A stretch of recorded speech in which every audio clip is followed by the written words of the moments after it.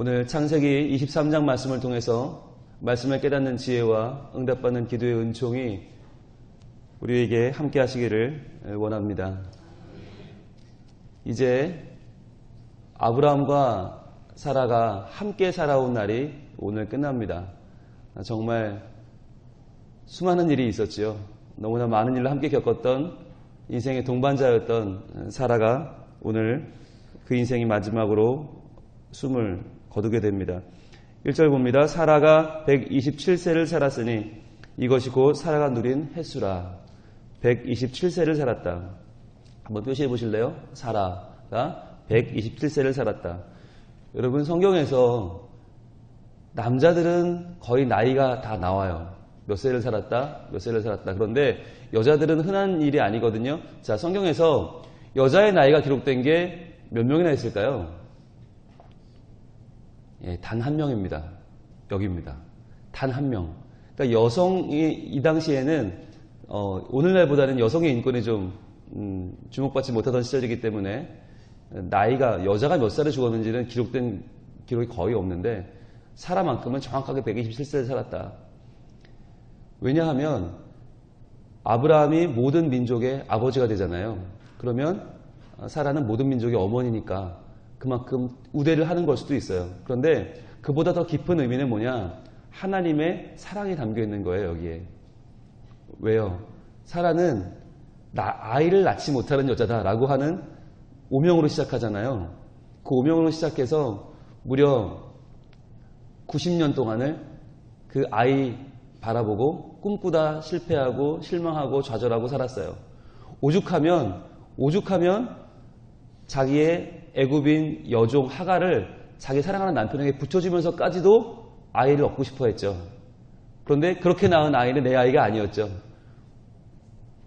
질투하고 시기하고 쫓아내고 수많은 막장 드라마를 찍고 나서야 하나님의 은혜를 체험하고 90세의 나이에 아들을 낳죠. 자, 왜 127세를 기록하셨나? 사라의 인생을 하나님이 돌아보셨음을 보여주는 거예요. 비록 90년을 아이가 없이 살면서 아이를 못 낳는 여자라고 하는, 박복한 여자라고 하는, 불행한 여자라고 하는 인생의 오명으로 살았지만 90세에 아이를 낳았으니까 127세에 죽었으면 이삭이 몇 세에 죽은 거예요? 37년 동안을 그 아이를 본 거예요.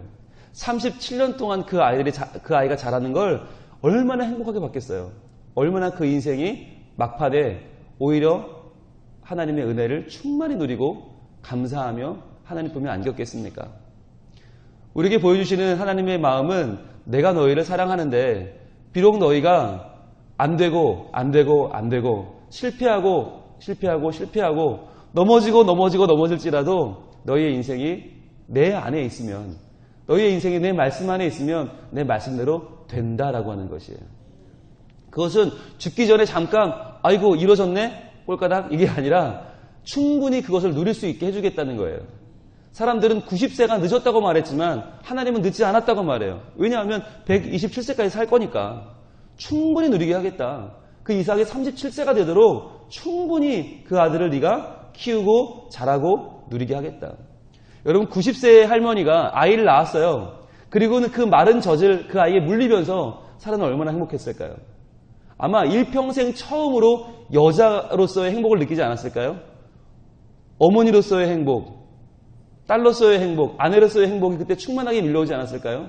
우리도 하나님 앞에 기도할 때 하나님, 지금은 제가 이렇게 일이 잘 안 돼서, 잘 안 풀려서 고난 가운데 있고 고통 가운데 있지만 하나님께서는 저를 회복시키시고 반드시 하나님의 말씀을 이루셔서 하나님 안에 제가 충만히 하나님의 자녀된 기쁨을 누리게 하실 줄로 믿습니다.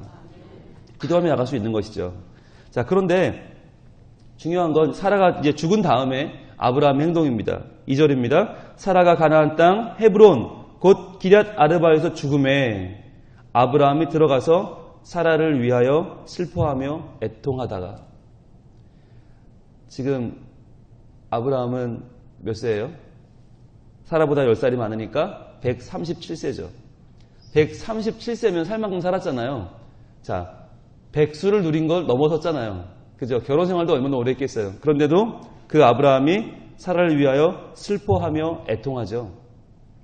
여러분이 슬퍼하며 애통했다는 건 물론 정말 슬퍼서 아파서 그랬을 수도 있어요. 함께한 날들이 주마등처럼 스쳐 지나갔겠죠. 얼마나 미안한 날들이 많았겠어요. 그 귀한 아내를 2번이나 내 아내 아니라고 거짓말해서 남에게 빼앗겼다가 하나님이 찾아주시고 얼마나 미안했겠어요. 남편으로서. 아프고 아픈 마음을 가지고 그녀를 이제 주님 품에 안겨 보냅니다. 자, 그런데 이때부터 그의 행동이 우리는 좀 이해가 안 돼요. 3절부터 20절까지 무려 18절에 걸쳐서 그 매장할 밭을 사는 이야기가 나오죠. 그 굴을 사는 이야기가 나오죠. 이 이야기가 왜 이렇게 길게 나올까? 여러분, 성경은 불필요한 이야기 이렇게 길게 나올 필요가 없거든요. 보세요. 20절 볼게요. 마지막 절. 이와 같이 그 밭과 거기에 속한 굴이 헷 족속으로부터 아브라함이 매장한 소유주로 확정되었더라. 한 절이면 돼요. 그죠? 그 밭을 샀다. 사서 사라를 거기 매장했다. 한마디면 되는데 이 한마디를 왜 이렇게 길게 성경은 자세하게 기록하고 있는가 하는 것입니다. 보겠습니다. 3절입니다. 돌아옵니다. 그 시신 앞에서 일어나 나가서 헷 족속에게 말하여 이르되 나는 당신들 중에 나그네요 거류하는 자이니 당신들 중에서 내게 매장한 소유지를 주어 내가 나의 죽은 자를 내 앞에서 내어다가 장사하게 하시오. 자, 그 지역이 헤브론 마므레가 헷 족속이 사는 지역이니까 말을 하는 거예요. 자, 매장지를 구해주시오. 자, 그랬더니 5절 헷 족속이 아브라함에게 대답하여 이르되 내 주여 들으소서. 여기서 내 주여는 하나님이라는 얘기가 아니죠. 높임말이죠. 자, 당신은 우리 가운데 있는 하나님이 세우신 지도자이시니 우리 묘실 중에서 좋은 것을 택하여 당신의 죽은 자를 장사하소서. 우리 중에서 자기 묘실에 당신의 죽은 자 장사함을 금할 자가 없으리이다. 자, 여기서 우리 묘실 중에서 좋은 것을 택하여 당신의 죽은 자를 장사하소서. 밑줄 한번 가보세요. 밑줄 한번 쫙 가보시고 거기다가 동그라미 1번 하세요. 지금 햇사람들은 그에게 말하는 겁니다. 무슨 우리 사이에 돈을 냅니까? 당신은 하나님의 지도자인데 어떻게 돈을 받습니까? 그냥 쓰십시오. 라고 첫 번째 권유를 합니다. 그냥 쓰세요. 그냥 쓰시면 됩니다. 무슨 돈입니까? 자, 그런데 그러면 그냥 받으면 되잖아요. 못 이기는 체하고. 그게 아니라 아브라함이 어떻게 말해요? 7절 아브라함이 일어나 그 땅 주민 헷 족속을 향하여 몸을 굽히고 그들에게 말하여 이르되 나로 나의 죽은 자를 내 앞에서 내어다가 장사하게 하는 일이 당신들의 뜻일진데 내 말을 듣고 나를 구하여 소할의 아들 에브론에게 구하여. 에브론 동그라미 하시고 에브론이라는 사람에게 속한 밭을 구하는데 9절 그가 그의 밭 머리에 있는 그의 막벨라 굴을 내게 주도록 하되. 막벨라 네모해 보세요. 막벨라 굴이란 말은 뭐냐면 이중굴이란 말이에요. 이중굴. 그러니까 이중굴이란 말은 굴 속에 들어가면 굴이 또 하나 있다는 거죠. 또는 들어가는 입구가 2개란 말이에요. 그러니까 정확한 형태는 알 수 없지만 매우 큰 굴이죠. 지금 아브라함은 아내 한 명이 죽었는데 이게 매우 큰 굴을 지금 구매하려고 하고 있어요. 자, 그런데 밑줄 한번 가봅니다. 충분한 대가를 받고 그 굴을 내게 주어. 자, 밑줄 한번 쫙 가보세요. 충분한 대가를 받고 그 굴을 내게 주어 당신들 중에서 매장한 소유지가 되게 하기를 원하노라 하며. 자, 지금 헷 사람들은 그냥 가지십시오. 우리 중에 어디라도 말만 하면 드리겠습니다. 라고 말하는데 아브라함은 아닙니다. 값을 내겠다고 말하죠. 10절 에브론이. 자, 에브론 동그라미 해보세요. 아까 그 사람이죠. 막벨라 굴의 주인이죠. 헷 족속 중에 앉아있더니 그가 헷 족속 곧 성문에 들어온 모든 자가 듣는 데서 아브라함에게 말하여 이르되. 성문 네모해 보시고. 성문이 어디냐면 성문이 어디였어요? 전에 누가 여기 앉아 있었어요? 저녁에 롯이죠. 롯이 성문에 앉아 있었죠. 성문은 어디냐면 제일 번화가예요. 그 성의 제일 중심가. 그러니까 우리로 말하면 시청 앞 정도 되는 거예요. 사람들 제일 많이 모이는 곳. 그러니까 여기서 교제도 이루어지고 사교도 이루어지고 거래도 이루어지고 재판을 했어요. 재판. 그래서 구약에서 성문이라고 말하면 거의 재판정이라고 생각하시면 똑같아요. 재판을 하는 곳인데, 자, 성문에 들어온 모든 자가 듣는 데서 말합니다. 11절 내 주여 그리 마시고 내 말을 들으소서. 내가 그 밭을 당신에게 드리고 그 속의 굴도 내가 당신에게 드리되 내가 내 동족 앞에서 당신에게 드리오니 당신 죽은 자를 장사하소서. 밑줄 한번 쫙 꺼보세요. 내가 그 밭을 당신에게 드리고 그 속의 굴도 내가 당신에게 드리되. 자, 내가 내 동족 앞에서 당신에게 드리오니. 밑줄 한번 쫙 꺼보세요. 그리고 나서 동그라미 2번 해보세요. 아까는 헷 족속들이 아무데나 고르면 가지세요. 한 번 말했고 이번엔 다시 에브론이 이것 그냥 드리겠습니다. 굴뿐만 아니라 밭까지 드리겠습니다. 라고 두 번째로 곡자로 가지라고 말하죠. 자, 12절 아브라함이 이에 그 땅의 백성 앞에서 몸을 굽히고 그 땅의 백성이 듣는 데서 에브론에게 말하여 이르되 당신이 합당히 여기면 청하건대 내 말 들으시오. 내가 그 밭값을 당신에게 주리니 당신은 내게서 받으시오. 자, 밑줄 한번 쫙 가보실래요? 내가 그 밭값을 당신에게 주리니 당신은 내게서 받으시오.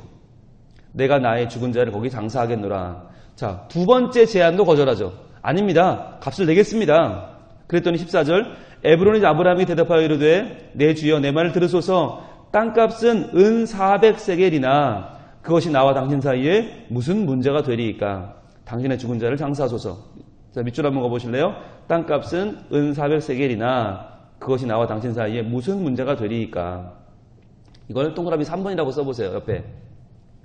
세 번째로 이야기합니다. 아닙니다. 그냥 가지세요. 땅값은 은 400세겔이면 되는데 그게 정가인데 제가 그거 받겠습니까? 그냥 가지세요. 세 번을 얘기합니다. 자, 여러분 이 정도 되면 어떻게 해야 되는 거예요? 더 이상 사양하면 안 되는 거죠. 세 번이나 그냥 가지래요. 이제는 굴만 아니라 밭도 가지래요. 그럼 어떻게 하면 돼요? 아브라함이 감사합니다. 받으면 되죠. 그런데 그게 아니라 아브라함이 어떻게 해요? 16절 아브라함이 에브론의 말을 따라 에브론이 헷 족속이 듣는 데서 말한 대로 상인이 통용하는 은 400세겔을 달아 에브론에게 주었더니. 밑줄 한번 쫙가보실래요? 헷 족속이 듣는 데서 말한 대로 상인이 통용하는 은 400세겔을 달아 주었어요. 그러니까 이 당시에는 공용 저울이 없으니까 사람들이 다 자기 나름대로의 무게를 달았는데 아브라함은 자기 나름대로 단 400세겔이 아니라 그 당시에 통용되는, 상인이 통용되는 공식적인 400세겔을 달아 주었다는 거죠. 17절 그래서 마므레 앞 막벨라에 있는 에브론의 밭 곧 그 밭과 거기에 속한 굴과 그 밭과 그 주위에 둘린 모든 나무가 성문에 들어온, 자, 성문 네모하시고 성문에 들어온 모든 헷족속이 보는 데서, 이 말은 재판을 열었다는 거죠. 재판이 열렸고 모두가 공식적으로 인정했단 말이죠. 아브라함의 소유로 확정된지라. 동그라미 해보세요. 확정 동그라미. 아브라함의 소유로 확정되었다. 자, 세 번이나 공짜로 가지라는데 아브라함은 세 번이나 거절하면서 그 돈을 다 지불을 했습니다. 19절 그 후에 아브라함이 그 안의 사례를 가나안 땅 마므레 앞 막벨라밭 굴에 장사하였더라. 바로 그 지금 돈 주고 산 그 굴이죠. 마므레는 곧 헤브론이라. 자, 여기서 끝나도 딱 좋아요. 끝나도 좋은데 18절의 내용을 다시 한번 반복하면서 20절 이와 같이 그 밭과 거기 속한 굴이 헷 족속으로부터 아브라함이 매장한 소유주로 확정되었더라. 확정 다시 한번 동그라미 해보시고 되었더라. 그런데 확정된 게 어디가 확정된 거예요? 19절에 보면 마므레 막벨라 굴이죠. 그 밑에 마므레는 헤브론이다. 마므레 막벨라 헤브론 연결하시고 확정 18절에 확정 20절에 확정 그거랑 연결해 보세요. 자, 그러면 지금 이렇게 길게 이야기를 기록할 게 아니잖아요. 그냥 20절 한 절이면 끝날 걸 왜 이렇게 길게 표시를 했을까요? 왜 그냥 가지라는데 그냥 못 이기는 채 가지면 되지. 아브라함은 왜 정확한 돈을 그것도 성문에서 공식적인 자리에서 공식적인 은으로 달아서 왜 주는 겁니까? 왜 이렇게 이 절차를 복잡하고 세밀하게 지금 성경은 기록하고 있는 것입니까? 왜일까요? 아브라함이 그동안 거래를 한두 번 했을까요? 137세 될 동안? 그 수많은 거래 가운데 그걸 하나도 기록하지 않은 성경이 왜 이 본문을 이렇게까지 기록했을까요? 아브라함은 왜 이렇게 굳이 돈을 주고 확정하면서 공식적으로 이 땅을 구입한 것입니까? 아브라함은요, 하나님의 모든 말씀을 있는 그대로 다 믿었기 때문이에요. 하나님의 모든 한마디까지 놓치지 않고 다 그대로 믿었어요. 자, 볼까요? 무슨 말씀을 믿었나? 창세기 15장으로 갑니다. 창세기 15장 13절. 창세기 15장 13절이면 아직 이삭이 태어나기 훨씬 전이죠.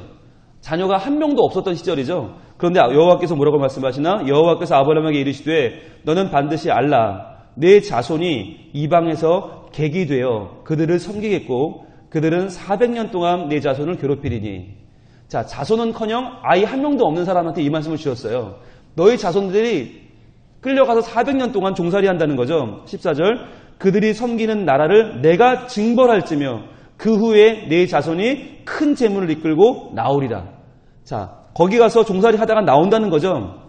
너는 장수하다가 평안히 조상에게 장사될 것이요. 네 자손은 어떻게 돼요? 4대 만에 이 땅으로 돌아오리니. 밑줄 한번 쫙 꺼보세요. 4대 만에 이 땅으로 돌아오리니 이는 아모리 족속의 죄악이 아득 가득 차지 아니함이니라 하시더니. 자, 네 자손이 하늘의 별처럼 많아지고 땅의 티끌처럼 많아지는데 그걸로 끝나는 게 아니라 분명히 다 잡혀간다. 다 끌려간다. 그래서 거기서 400년 만에 돌아온다는 거죠. 그런데 400년 만에 돌아왔을 때 어디 거주하냔 말이에요. 어디 사냔 말이에요.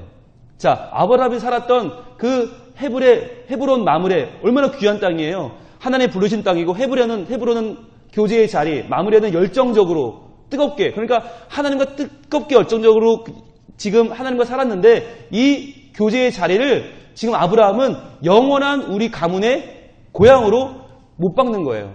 아무리 여기 아내 한 명 죽고 끝나는 게 아니라 나도 여기 묻힐 것이고 내 아들도 내 며느리도 내 손자도 여기 묻힐 것이고 나중에 우리 자손이 다른 나라에 가서 종살이 하다가 400년 만에 돌아올지라도 여기는 우리 땅이라는 거죠. 그들이 돌아올 곳을 마련하는 거죠. 여러분, 종살이 400년 종살이하고 돌아오면 어떻게 됐겠어요? 다 쑥대밭이죠. 누구네 땅이 어디 있어요? 다 아무것도 없죠. 그러나 그날이라 할지라도 확실히 이 땅은 하나님이 허락하신 우리 땅이다. 하나님이 분명히 우리를 돌아오게 하실 것이다. 이 말씀을 그대로 믿은 거죠. 그래서 하나님께서 다시 13절 봅니다. 여호와께서 아브라함에게 이르시되 너는 반드시 알라. 이게 무슨 말이에요? 반드시 알아라. 확실히 이것을 기억해라. 이 말씀을 기억해서 지금 이 땅을 구입하고 있는 거죠. 여러분, 이 막벨라 굴에 사람만 장사하는 게 아닙니다. 아브라함 자신도 죽어서 여기 묻힙니다. 아들 이삭 죽어서 여기 묻힙니다. 며느리 리브가 죽어서 여기 묻힙니다. 그 아들 야곱도 여기 묻힙니다. 그리고 레아도 여기 묻힙니다. 여러분, 이 땅이 왜 중요한 땅인가? 왜 확정되었다는 게 중요한가? 나중에 모든 그의 후손들이요, 애굽에 끌려가서 애굽에서 살다가도 뭘 기억하는가? 돌아갈 땅으로 기억한 땅이 헤브론이에요. 돌아가야 돼. 헤브론 마무리예요. 창세기 47장 보겠습니다. 나중에 저 후죠. 47장 30절. 이때 이제 야곱이 죽는 때가 나오거든요. 이삭도 아니고 그 아들 야곱이 죽는데 47장 30절. 내가 조상들과 함께 죽거든 이란 말이죠. 너는 나를 애굽 땅에서 메어다가. 자, 지금 너는 그 아들인 요셉이에요. 요셉에게 유언하는 거예요. 조상의 묘지에 장사하라. 조상의 묘지. 여기가 막벨라죠. 마무리죠. 헤브론이죠. 지금 이 말하는 데가 어디예요? 애굽입니다. 애굽에 지금 요셉이 총리고요. 자기 아버지 야곱이 아들에게 와서 얹혀 살고 있는데 내가 죽으면 조상의 묘지에 장사해라. 요셉이 이르되 내가 아버지의 말씀대로 행하리이다. 자, 그러면 이렇게 말을 듣고 있는 요셉은 또 어떻게 유언을 하나요? 50장입니다. 제일 끝에, 창세기 제일 끝에, 창세기 50장 24절. 요셉이 그의 형제들에게 이르되, 자, 요셉이 죽으면서 형들에게 유언하는 거예요. 나는 죽을 것이나 하나님이 당신들을 돌보시고 당신들을 이 땅에서 인도하여 내사 아브라함과 이삭과 야곱에게 맹세하신 땅에 이르게 하시리라 하고. 자, 이 분명한 믿음이 어디서 온 거예요? 아브라함에게서 왔어요. 나는 죽지만, 나는 애굽의 총리지만 죽습니다. 인간입니다. 그러나 하나님은 당신들을 돌보실 것입니다. 그리고 당신들을 이 땅에서 인도하여 내실 것입니다. 이 믿음이 어디서 났어요? 바로 아브라함이 주었던 창세기 15장의 그 믿음이죠. 그 말씀이죠. 아브라함과 이삭과 야곱에게 맹세하신 땅, 밑줄 한번 쫙 꺼보세요. 여기가 어디예요? 이게 헤브론이에요.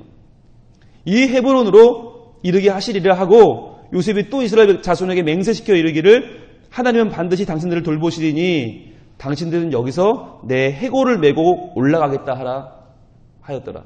자, 여기는 어디예요? 애굽이죠. 애굽에서 나를 해골이라도 들고 다시 나를 고향으로 돌아가게 해주십시오. 이 믿음이 어디서 온 겁니까? 바로 아브라함이 그 막벨라 굴을 은 400을 주고 샀다. 확정됐다는 거예요. 그래서 그 확정된 그 땅을 향해서 다들 돌아갈 마음을 품는 거죠. 이 마음 때문에 어떻게 돼요? 이 마음 때문에 출애굽 그 400년 만에 고향으로 돌아갈 때 모든 사람들이 이 말을 기억합니다. 출애굽기 갑니다. 출애굽기 13장 더 뒤로 갑니다. 13장 19절. 출애굽기 13장 19절.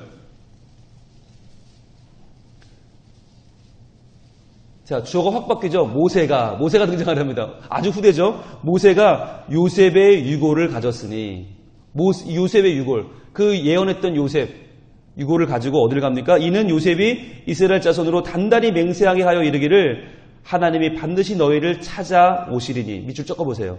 하나님이 반드시 너희를 찾아오시리니. 그러니까 하나님이 너희를 구하겠다, 다시 돌아오게 한다, 약속했다는 거죠. 확실한 믿음이죠.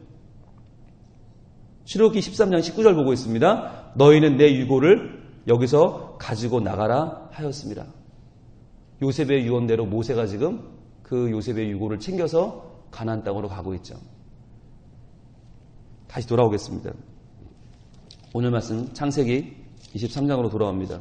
자, 지금 아브라함은 무엇을 하고 있는 것입니까? 후대 모든 자손들에게 너희가 살 땅은 애굽 땅도 아니고 바벨론도 아니고 너희가 끌려가 살아 정착하는 그곳이 아니라 바로 이 땅, 하나님이 허락하신 헤브론이다. 하나님이 허락하신, 하나님과의 교제하는 자리, 하나님과 뜨겁게 교제하는 이 자리가 바로 너희의 자리다. 어디에 있든지 이 자리를 기억하고 이리로 돌아와야 한다. 라고 지금 아브라함은 하나님이 주신 말씀이 그대로 성취될 줄로 믿고 이 밭을 확실하게 구입하고 있는 것입니다. 여러분, 우리가 많은 사람들이 신앙생활 하는 것을 보면 내 때에는 잘 믿어요. 정말 눈부신 신앙의 행위를 해요. 그런데 중요한 거, 그 아들 때에, 그 자손 때에 이어지질 않는 거예요. 왜 이어지질 않습니까? 후대를 대비하지 않는 것이죠. 그냥 나 하나 잘 믿고 천국 가면 끝나는 겁니까? 아니잖아요. 아브라함처럼 이렇게 여러 번, 3번이나 그 땅 그냥 가지라는데 그냥 가졌으면 어떻게 돼요? 나중에 400년에 돌아와서 그 땅을 어떻게 내 거라고 주장을 합니까? 못하죠. 그냥 얻은 건데요. 확실하게 3번이나 거절하고 확실하게 그 땅을 구입해서 내 후손들에게 돌아올 헤브론을 만들어주는 거예요. 그 헤브론이 어디냐? 이스라엘 백성이 40년간 광야 생활할 때 정탐꾼을 보내서 12정탐꾼이 가서 우리 땅 가나안 땅 잘 있나 보고 와라. 12명 가서 보고 온 그 땅이 헤브론이에요. 나중에 가나안 땅에 입성했을 때 기억하세요? 85세의 갈렙이 이 산지를 내게 주소서 했던 그 땅이 헤브론이에요. 왜요? 이 땅 헤브론은 정말 중요한 땅, 회복해야 될 땅, 돌아가야 될 땅인 거예요. 왜? 그 땅 헤브론에 아브라함이 돈 주고 산 확실한 우리 땅, 우리 고향이 있잖아요. 그러니까 아무리 객지 생활을 하고 종살이를 하고 애굽에서 슬픔과 눈물의 세월을 보냈지만 그들이 돌아갈 땅은 헤브론이었던 거죠. 여러분, 이렇게 우리 후대들이 계속해서 돌아올 수 있는 믿음의 고향을 만들어주는 것 얼마나 중요합니까? 저는요, 우리 성민교회가 그런 믿음의 고향이 되길 소망합니다. 물론 자녀들 잘 키워서 서울 보내면 좋죠. 해외 유학도 보내야죠. 그렇죠. 우리 아마 몇십 년 지나면 우주로도 보낼걸요? 화성으로 보내고 목성, 토성 다 보낼걸요? 그러나 어디를 가든지 그들이 돌아올 곳은 어디입니까? 바로 이곳입니다. 엄마 아빠가 눈물을 뿌린 곳입니다. 너 어디 가서 얼마나 성공해도 좋은데, 해외를 누벼도 좋은데, 그러나 네가 돌아와 예배할 곳은 바로 이 성민교회다. 라고 알려주세요. 그리고 성민교회라는 이 지역, 이 땅, 이 건물이 중요한 게 아니라 무엇이 중요합니까? 하나님이 네 안에 두신 그 믿음의 자리가 더 소중하다는 거죠. 그 믿음의 자리를 기억하고 언젠가는 그리로 돌아와야 한다는 거죠. 네가 지금은 고3이라, 네가 지금은 대학 입시 때문에 지금 그 마음이 분주해서 잠시 하나님을 떠나 있을지라도 네가 돌아올 곳은 하나님이다. 하나님이 너와 교제하는 그 자리, 헤브론을 기다리고 계신다. 돌아와야 한다고 알려줘야 되는 거죠. 네가 지금은 군대를 가지만, 네가 지금은 유학을 가지만, 네가 지금은 장가를 가고 시집을 가지만 네가 결국 있어야 할 자리는 하나님과의 교제의 자리, 헤브론이다. 헤브론 마므레다 라고 분명히 알려줘야 하는 것이죠. 그래서 우리 자녀들이 정말 힘들고 어려울 때 다시 돌아갈 그곳은 하나님의 품이고, 수고하고 무거운 짐진 자들아 다 내게로 오라 말씀하시는 그 하나님의 사랑의 품속인 줄 믿습니다. 내가 신앙생활 잘하는 거 물론 중요하죠. 그러나 그보다 더 중요한 거, 우리 자녀들의 믿음의 공간을 만들어주는 것, 그들이 돌아올 수 있는 믿음의 고향을 만들어주는 것, 하나님과의 교제하는 자리를 만들어주는 것, 이것을 오늘 마음에 품고 하나님이요. 제가 돌아갈 품 하나님이십니다. 우리 자녀가 돌아갈 품 하나님이십니다. 우리 자손 대대로 돌아갈 품은 하나님이십니다. 하나님 믿고 따르는 복된 하나님의 자녀들로 확정되는, 오늘 본문처럼 확정되는 이 아침이 되게 해주시고, 확정되는 우리 가문 되게 해주시고, 확정되는 주의 자녀들로 우리를 붙잡아 주시옵소서. 기도하는 이 새벽에 되기를 소망합니다. 기도하겠습니다. 하나님, 아브라함은 아내 사라를 주님 품에 올려드리고 곧바로 그 거대한 땅을 구입합니다. 그래서 그 이중으로 된 굴을, 막벨라 굴을 현찰을 주고 구입해서 영원히 그 백성들이 돌아올 땅으로 삼습니다. 주님, 우리도 다음 세대를 위해서 믿음의 준비를 하는, 믿음의 투자를 하는 거룩한 주의 백성들이 되게 하여 주옵소서. 나 하나 잘 믿고 끝나는 것이 아니라 내 자녀들이, 내 후손들이 언젠가 돌아와 안길 주님의 품을 준비하고 하나님께로 나와 안기는 복된 하나님의 믿음의 고향을 지금부터 준비하며 그들에게 가르치며 그들의 삶 가운데 임재하고 역사하실 하나님을 꼭 전승해 줄 수 있는 우리가 되게 하여 주시옵소서.